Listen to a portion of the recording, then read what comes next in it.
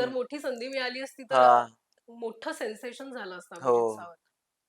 तुम्हाला वाटते ती खंत त्या गोष्टीची? हो, असं आहे ऑफकोर्स.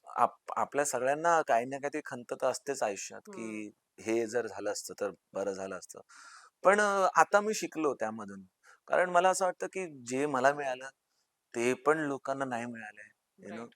मी ज्या परिस्थितीमधून जसं मी मगाशी म्हटलं, की कुठे एकदमच राहतोय आणि मी तिथून उभा राहिलो आणि तिथून आजपर्यंत आलोय. त्यामुळे फक्त मी ह्या गोष्टीला कधी ग्रांटेड घेतलं नाही. देवाच्या कृपेने कधी ती हवा नाही आली. हं. भले लोकांनी प्रेम दिलं, आजही एक इमेज जी आहे ती मोहब्बतें लौटाऊंगा, इंडियन आयडल हीच आहे.